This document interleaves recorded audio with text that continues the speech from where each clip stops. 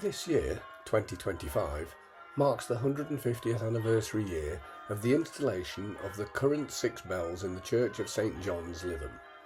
In celebration of this prestigious happening, there have been several events planned throughout the year. And on Saturday, June 21st, probably the best event of all was a day out which had been planned for some of the regular ringers at St John's, along with their family and friends. Neil McGarry, the steeplekeeper at St John's, had organised the whole day. Neil had arranged for an hour or so of ringing at the Church of St Michael's and All Angels in Beetham, followed by a boat ride on the Lancaster Canal, and finishing with a few drinks and an evening meal at the Crooklands Hotel. The day started with all the guests meeting up at about 10 o'clock at the Church of St Michael's and All Angels in Beetham, just off the A6 near Milnthorpe. It was a lovely summer morning and the sun was shining as all the St John's party gathered at Beetham Church. They were warmly welcomed by the local ringing master, Brian, and the tower captain, Jenny. While 6 of the ringers raised the bells in readiness for ringing, the rest of the party took the opportunity to have a look round the lovely church and its grounds. Once the bells were all up, the ringers got plenty of time to have a good ring on them. The visiting ringers were all very complimentary about how nice the bells were to ring and what a beautiful church they have at Beetham.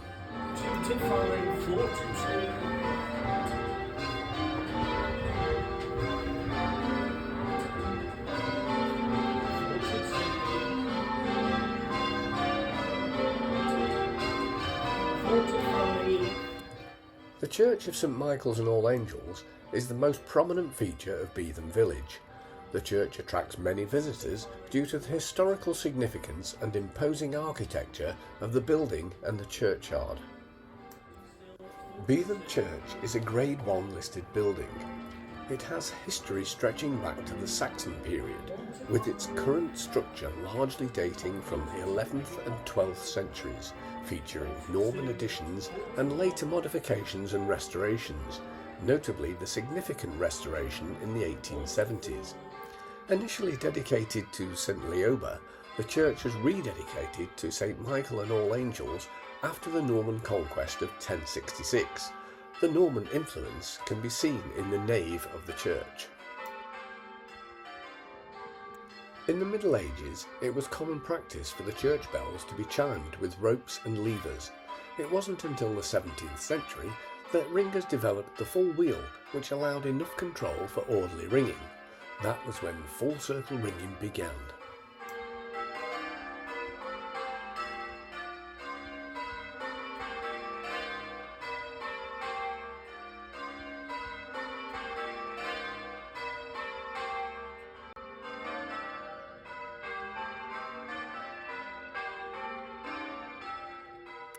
The main path to the south porch of the church is covered by a rose pergola.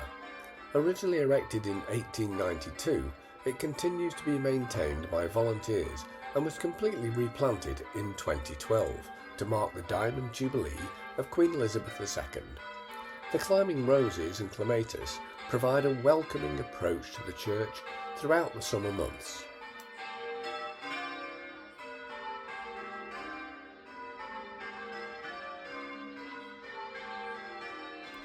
The first record of a bell being installed at Beetham was in 1663.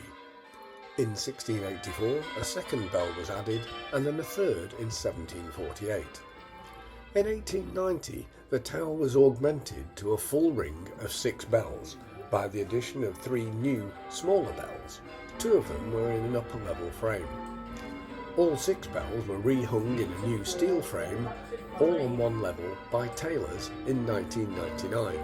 This was done as part of the lottery-funded Ringing in the Millennium, a refurbishment project at 100 churches done in time for the 1st of January 2000.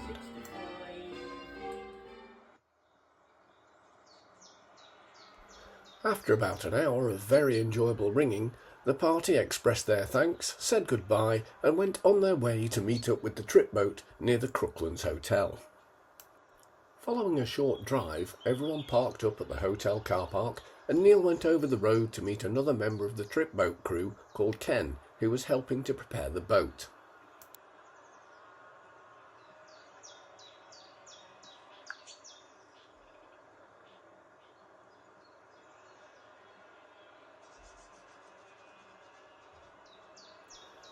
Due to passenger limitations on the canal trip boat, there could only be 12 passengers. This might have posed a problem as there were 13 people in the group. Luckily, as Neil is also a member of the trip boat crew, he didn't count in the passenger number.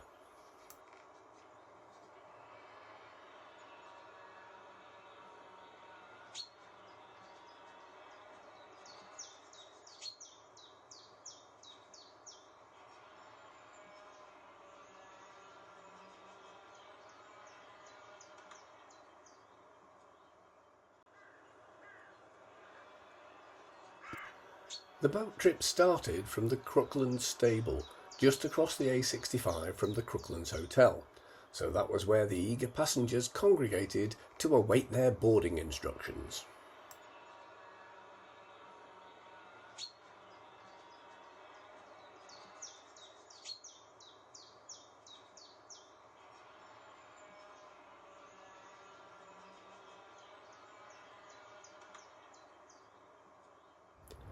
A few minutes later, and all the passengers and crew were safely on board and ready to set sail.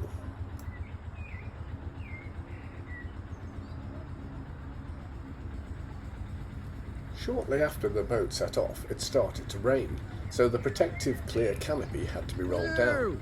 However, this didn't detract from the enjoyment of the boat ride, and the rain stopped after a few minutes, so the canopy was rolled back up again. Give us a wave!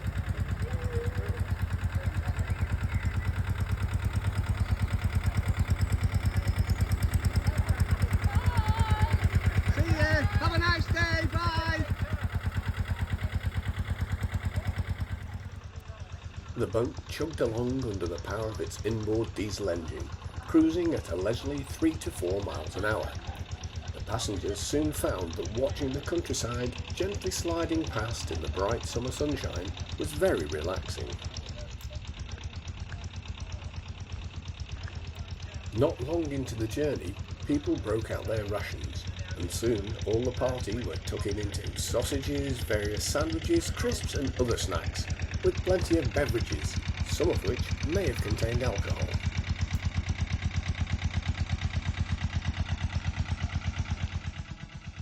The Water Witch is a purpose-built 28-foot trip boat based on a small narrowboat. It's owned by the Lancaster Canal Trust and operated by fully trained and certified volunteers.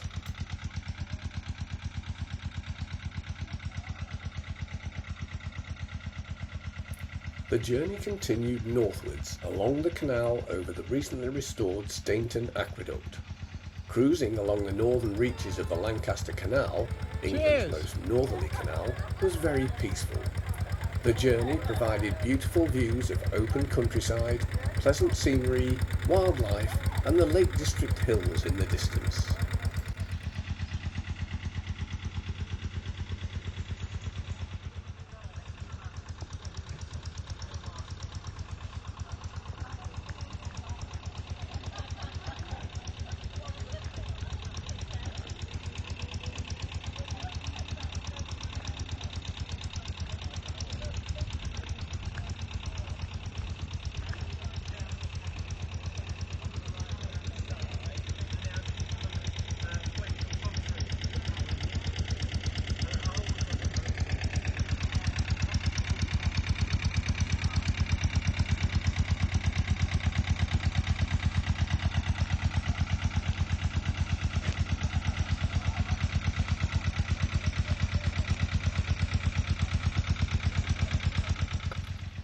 Construction of the Lancaster Canal began in 1792.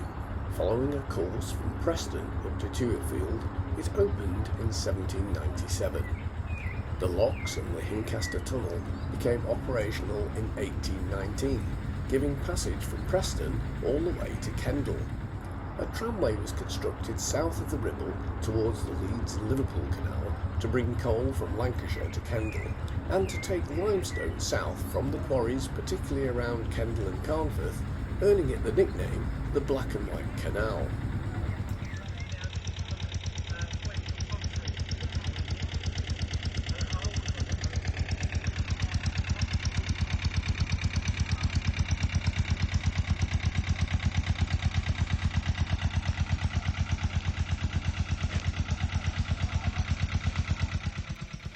A magnificent legacy remains in the canal bridges and aqueducts engineered by John Rennie.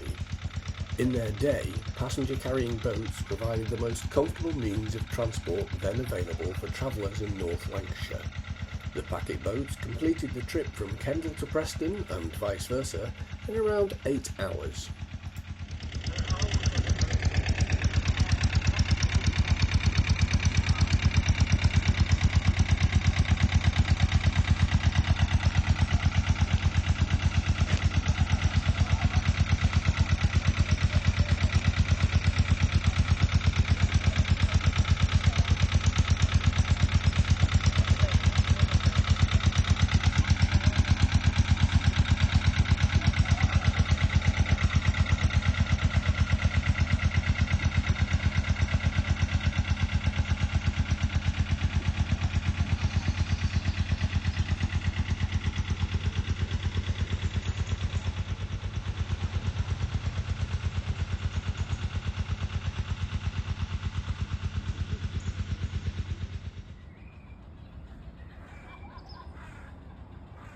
Says you look like a pixie. Partway between the Stainton Aqueduct and the Lancaster Tunnel, the boat trip had to stop, as the rest of the canal northwards is still blocked and drained. Ken moored up, and the stop provided an ideal place to pause and have lunch.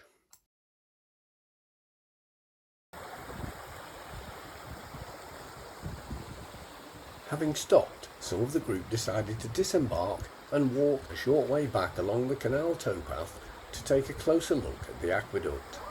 The Stainton Aqueduct is a Grade II listed structure, built around 1818 by John Fletcher to carry the Lancaster Canal over Stainton Beck and footpath. In December 2015, it was severely damaged by floods during Storm Desmond. It underwent substantial repair work from 2018 to 2020 at a cost of about £2.2 million. The towpath, canal bed and stone-set path through the aqueduct were also reinstated, and the riverbed was repaired to make it more flood resilient. Neil had planned another short walk after lunch, northwards along the dry part of the canal to see the Lancaster Tunnel. Between lunch and the walk to the tunnel, it started to rain, so everyone took shelter, either in the boat or under a tree on the towpath, in the hope that it was just a passing shower. Much to the surprise of everyone, Sid had brought the St. John's handbells with him. Sid's backpack, much like Mary Poppins' carpet bag, seemed to be forever full of surprises. However, it was very appropriate to the reason for this outing, as these handbells were cast at the same time as the church bells and given to St. John's when the Ring of Six Bells were installed in 1875, 150 years ago. So it's 1, 3, 5, 7, 2, 4, 6. You'll have to say points to me when I have to do it. You be following Richard, so wait for Richard to go. And then I have to go at the same time as Richard. Yeah, No, yeah. not the same time. Oh, just after. Just after, right, okay. So Alright. we do rounds first, and then when we do Queens, it's 1, 3, 5, 7, 2, 4, 6, 8. Okay, look Yeah. 2, Trouble's going, she's gone.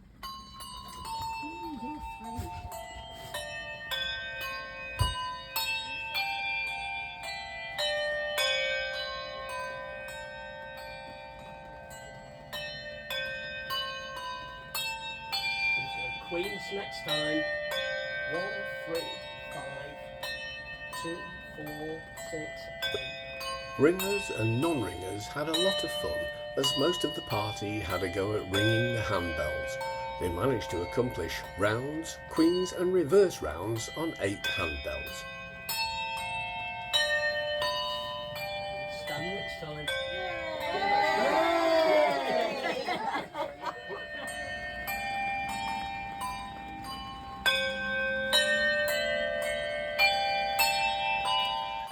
The Lancaster Tunnel is also a Grade 2 listed structure. It was constructed between 1813 and 1817 to allow the Lancaster Canal to pass under Lancaster Hill. The tunnel is approximately 346 metres long, which is almost quarter of a mile. It was built with about 4 million locally made bricks and features limestone dressed portals. Early canal tunnels were constructed without a towpath to save money. At Lancaster, a wire rope enabled boatmen to pull the boats through, while horses were walked via a specifically built horse path over the hill. The tunnel was completed on Christmas Day in 1817, and the Tuitfield to Kendal section of the canal, including the Lancaster Tunnel, was formally opened in 1819. Oh, look at that. It's a flotilla.